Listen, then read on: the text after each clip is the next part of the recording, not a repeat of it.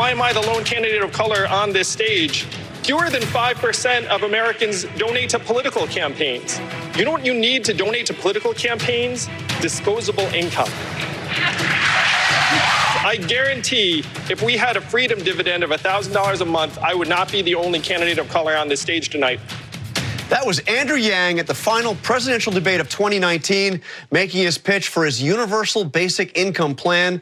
The tech entrepreneur has been the surprise breakthrough candidate of 2020. A dozen governors, mayors, and members of Congress have already dropped out, but Yang is still there, one of just 7 to qualify for that last debate. Andrew Yang joins me live right now. Thank you for joining us, sir. I want to start with your campaign slogan. It is not left, not right, but forward. What does that mean? Well, John, to me, it's clear the reason why Donald Trump is our president today is that we automated away 4 million manufacturing jobs that were primarily based in Michigan, Ohio, Pennsylvania, Wisconsin, Missouri, and Iowa, the swing states he needed to win. And what we did to those jobs, we are now going to do to the retail jobs, the call center jobs, the fast food jobs, and eventually the truck driving jobs.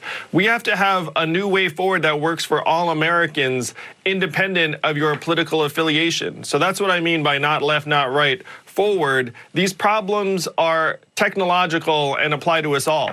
So are you saying that the Democratic Party has been too tied to the left, has been too ideological, while the Republicans too far to the right? I mean, is that what you're saying? I was an ambassador in the Obama administration, but to me, Democrats still have not asked themselves the hard questions as to how Donald Trump won in 2016.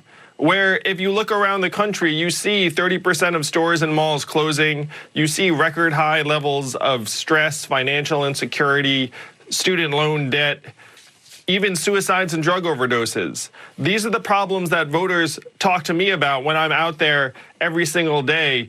And the Democratic Party, unfortunately, is acting like Donald Trump is the cause of all of our problems. He's a symptom, and we need to cure the underlying disease. So I want to talk about your freedom dividend, $1,000 a month for everybody over 18. And it's everybody. Everybody who opts in gets the freedom dividend. Why do you provide $1,000 to somebody like Jeff Bezos or, for that matter, Donald Trump? I mean, math. They don't need it. This plan's already going to be very expensive. Well, I'm glad you noticed the math pin. It stands for Make America Think Harder. And my freedom dividend is based upon the petroleum dividend that's been in effect in Alaska for almost 40 years.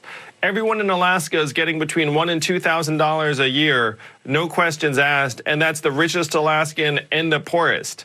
And what this does is it universalizes it and makes it popular. There's no stigma attached to it. There's no you get it, I don't. And my way to pay for this is by taking a toll from every Amazon sale, every Google search, every Facebook ad. So we'd be getting hundreds of millions, even billions from Jeff Bezos. So if we try and send him $1,000 a month to remind him he's an American, it's essentially immaterial. Okay, I want to turn to your healthcare plan, because you've just released a new healthcare plan, and I'm a little bit confused about where you stand. First, I want to play clips from 2 of your ads where you talk about healthcare. We need to move towards a Medicare for all system where every American has access to quality and affordable services. His ideas are a blueprint for a new way forward, a healthcare system with Medicare for all. But I've looked at your healthcare plan. In fact, I've got it right here. And this plan does not call for Medicare for all. In fact, it doesn't even have a public option. So why the dissonance here? We need to move towards universal health care that's high quality and nearly cost-free for Americans around the country.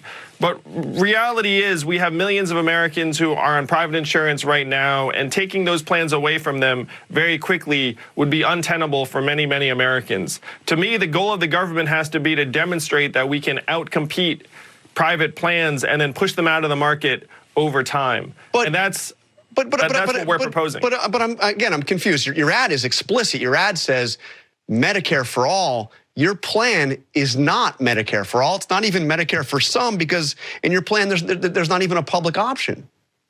Our plan is to expand a universal health care system to all Americans. Medicare for All is not the name of a bill. Medicare for All is universal health care for all Americans. But Medicare for All is Medicare for all, right? I mean...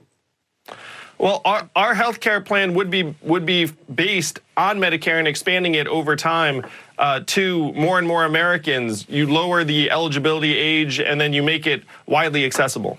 Okay, I didn't see that in your plan, but I want to move forward to the question of your campaign. So you have, as we've established, you have been the surprise breakthrough candidate. Nobody expected you were going to still be here. You were going to be on that debate stage, just one of 7. But you've never really broken 5% in any poll in those early states. What do you have to do to actually break through to the next level? Well, John, I certainly love being described as a surprise breakthrough. That seems very positive. And you and I both know there hasn't been a poll in the early states in over a month. I can't wait for some new polls to come out that show how much we're growing, how much the energy and enthusiasm and the crowds are getting bigger every time I go to any of the early states. I'm on my way to New Hampshire a little bit later today to celebrate New Year's Eve. And you're going to see when the polls come out, we'll be at 5% or higher. I think significantly higher. Okay, and you've had some interesting statements on impeachment. You say, first of all, nobody ever asks you about it out on the trail. You've suggested Democrats have spent too much time talking about it, but you support the impeachment of Donald Trump, correct? Yes, I do support the impeachment process, but voters don't ask me about impeachment. They ask me about health care and child care and education and climate change. And the fact is, we need 20 Republican senators to have a change of heart or a change of mind in order for impeachment to be successful. So this strikes many Americans like a ball game where you know what the score is going to be. And until that changes, to me, we need to be focused much more on presenting a new and positive vision that Americans will get excited about. That's how we win in 2020. So what's your advice for Democrats? Should they forego a Senate trial? I mean, if this is a ball game where you already know the final score and they're going to spend, it could be the better part of a month, maybe longer, on a trial on all these issues that you say voters don't care about, should they just forego the Senate trial? I mean, they've impeached him. Well, we've impeached him, and if you're going to have the trial, you should make it happen as quickly and expediently as possible. I've already said that I think that the other candidates who are in the Senate, Senator Warren and Sanders and Booker and Bennett, should feel free to continue their campaigns during the trial, because the fact is we have an election to win later this year and a case to make to the American people. And you've suggested that you would be open to pardoning Donald Trump if you were elected. Is that would you? Do you think that there should be a pardon issued for Donald Trump by whoever that wins if a Democrat wins in November?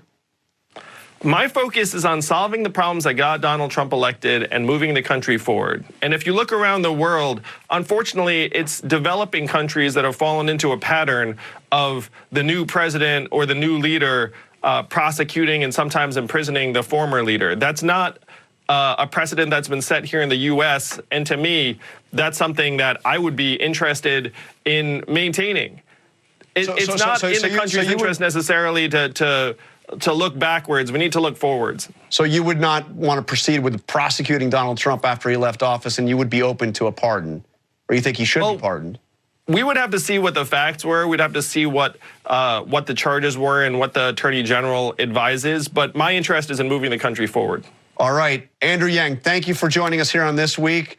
Merry Christmas and Happy New Year to you. Happy holidays, John. Hello, everybody. Before we go, I have a major announcement to make. We are trying to raise $100,000 for Andrew Yang through the yanggame.com donation link. Every single dollar goes directly to the campaign, and all donations directly count towards the end of year $3 million FEC goal. For every $5,000 raised through this link, we are giving away signed merch on the Zach and Matt Show Twitter. The grand prize at $100,000 is a hoodie signed by both Andrew Yang and Donald Glover. If you would like to receive this sweatshirt and more, all you have to do is donate right now to Andrew Yang through the yanggame.com donation link. So thank you very much for watching, and let's get Andrew Yang to the White House in 2020. Put the money in our hands. Put the money in our hands. put the money in our hands. Can we afford it? Yes. Will it cause inflation? No. Is it awesome? Yes. Is anyone trying to make it happen? Yeah, that guy.